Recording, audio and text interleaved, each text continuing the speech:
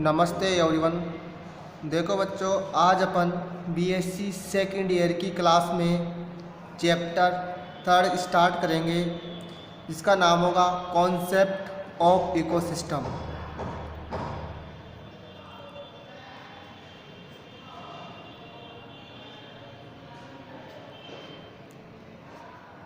Of ecosystem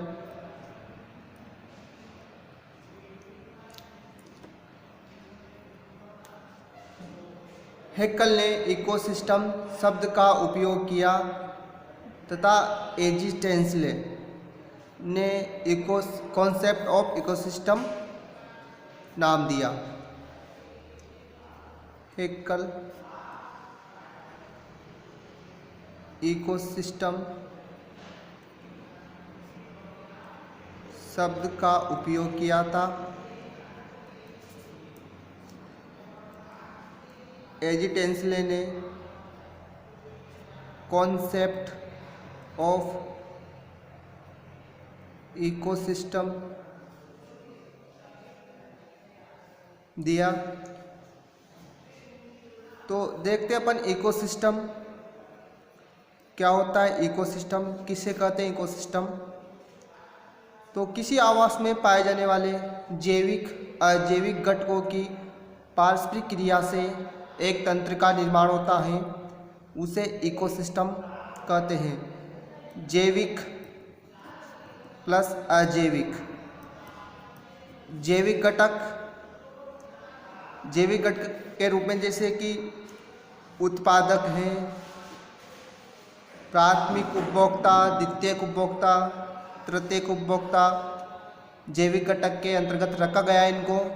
जबकि अजैविक घटक के अंदर जल, वायु, तापमान, प्रकाश, इन सभी को अजैविक घटक के अंतर्गत रखा गया है। जैविक घटक यानी कि जिसके अंदर जीवन की क्रियाएं संपन्न होती हैं, यानी जैविक क्रियाएं। जैविक क्रियाएं का मतलब होगा जैसे प्रकाश संश्लेषण, शोषण, उत्सर्जन, पाचन, तो उन्हें जैविक घटक कहते हैं। अजैविक घटक जिनमें कोई जैविक क्रियाएं नहीं होती हो, जैसे पाचन, शोषण, उत्सर्जन नहीं होता हो, एक तरह से निर्जीव पदार्थों को अजैविक घटक के अंतर्गत रखते हैं। जैविक अजैविक घटकों की पारस्परिक क्रिया को ही इकोसिस्टम कहते हैं।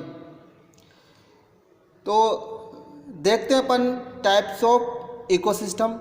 तो इकोसिस्टम के प्रकार देखेंगे अपन। First ecosystem natural ecosystem. Second type artificial ecosystem.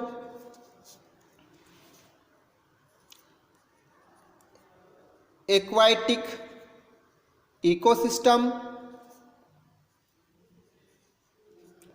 Terrestrial ecosystem.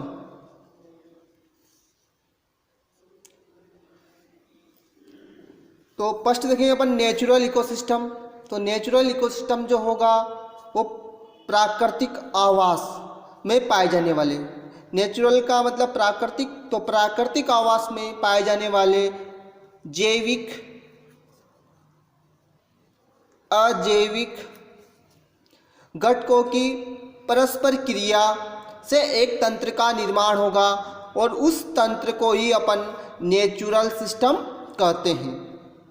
तो जो ये क्रिया होगी वो प्रकृति के अंदर होगी, नेचुरल होगी, इसलिए इसे नेचुरल इकोसिस्टम कहेंगे।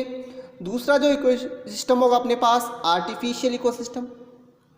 एक कृत्रिम होगा, मनुष्य द्वारा निर्मित होगा। तो इस इकोसिस्टम की जो परिभाषा होगी वो होगी किसी कृत्रिम आवास में। नेचुरल प्राकृतिक होगा, आर्टिफिशियल कृत्रिम होगा। तो किसी कृत्रिम आवास में पाए जाने वाले जैविक व अजैविक घटकों की पारस्परिक क्रिया से एक तंत्र का निर्माण होता है, जिसे आर्टिफिशियल इकोसिस्टम कहते हैं। तो यहाँ पर जो आवास होगा वो कृत्रिम होगा, कृत्रिम आवास में। वही जैविक और अजैविक घटकों की पारस्परिक क्रिया से जिस तंत्र का निर्माण होगा उसे आर्टिफिशियल कहेंगे। यहाँ पर प्राकृतिक आवास और यहाँ पर कृत्रिम आवास। तीसरा जो होगा एक्वेटिक इकोसिस्टम। तो यहाँ पर जो इकोसिस्टम होगा वो आवास के रूप में जलीय आवास होगा।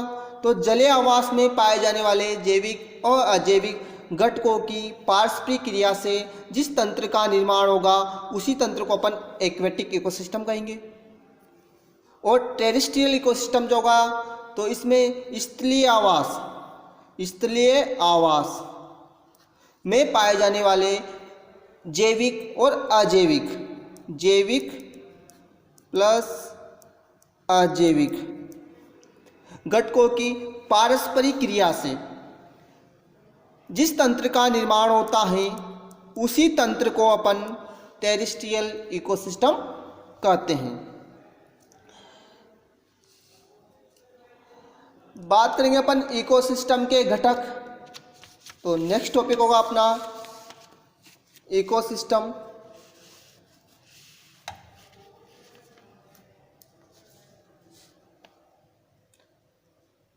इकोसिस्टम के घटक, ये कंपोनेंट। इकोसिस्टम के जो घटक हो गए वो मुख्यतः या जैविक, अजैविक घटक होते हैं,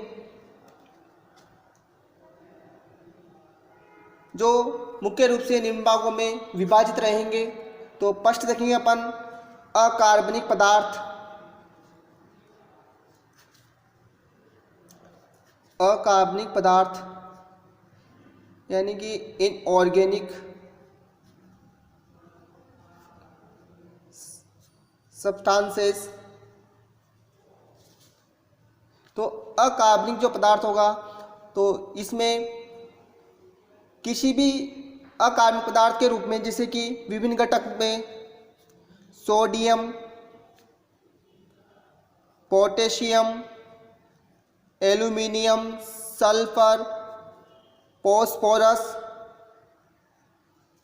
मैग्नीशियम, कैल्शियम, फेरस प्रेजेंट होते हैं। तो ये मुख्यतः अपन को घटक के अंदर देखने को मिलते हैं अकार्बनिक पदार्थ।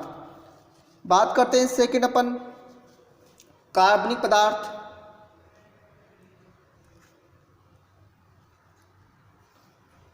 किसी भी इकोसिस्टम में कार्बनिक पदार्थ के रूप में प्रोटीन,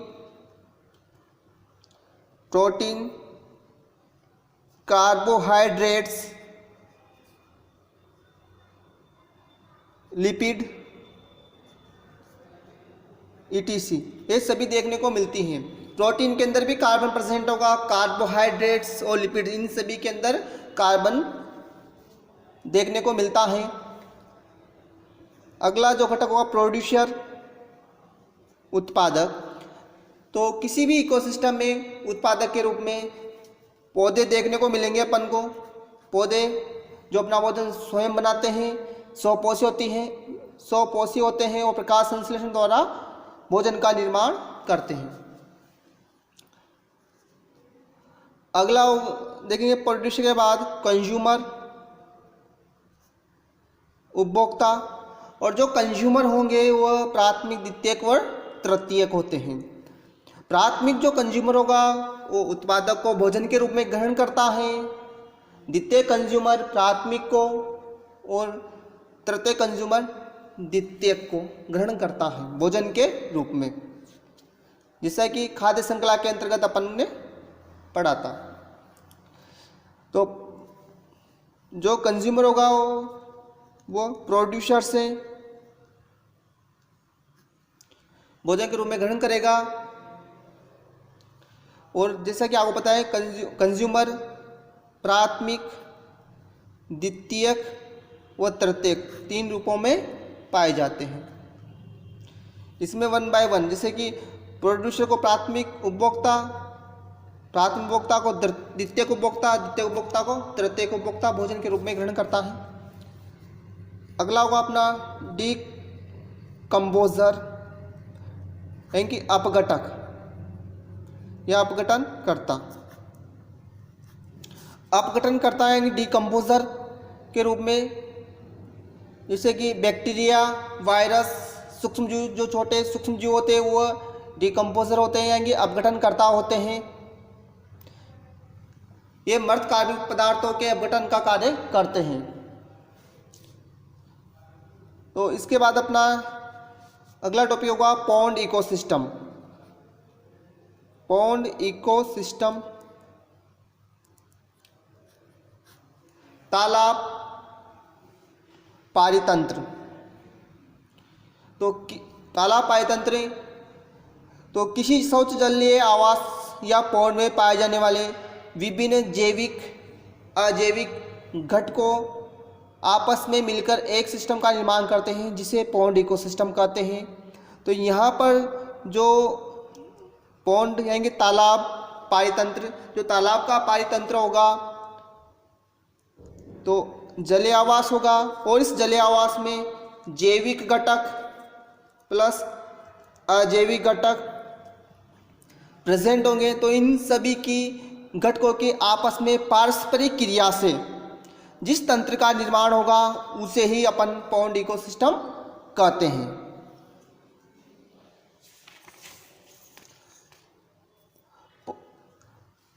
पॉन्ड इकोसिस्टम में बात करेंगे अपन पॉन्ड इकोसिस्टम के घटक। पॉन्ड इकोसिस्टम के जो घटक होंगे यानी जो कंपोनेंट होंगे वही इनऑर्गेनिक, जो पढ़ लिए अभी अपन ने इकोसिस्टम के घटक में इनऑर्गेनिक अकार्बनिक पदार्थ, यानी कि इस जलीय आवास में पोटेशियम, कैल्शियम, एल्यूमिनियम, फास्फोरस ये सभी अकार्बनिक पदार्थ पाए जा सकते हैं। ऑर्गेनिक कंपोनेंट के रूप में प्रोटीन, कार्बोहाइड्रेट व लिपिड प्रेजेंट होते हैं। और प्रोड्यूसर यानी कि प्रोड्यूसर के रूप में इकोसिस्टम पॉन्ड इकोसिस्टम में जो प्रेजेंट होंगे वो जलीय पादप होंगे। जैसे कि प्रोड्यूसर के रूप में जो जलीय इकोसिस्टम पॉन्ड होगा उसमें जलीय पादप जो देखने को मिलेंगे हाइड्रिला,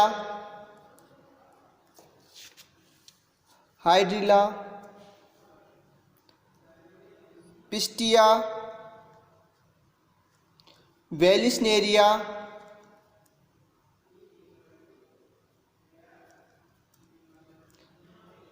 ये सभी प्लांट्स देखने को मिलते हैं। इसमें जो कंज्यूमर होंगे पॉन्ड इकोसिस्टम में, जैसे साइक्लोप्स, इकाइनोडर्मेट्स,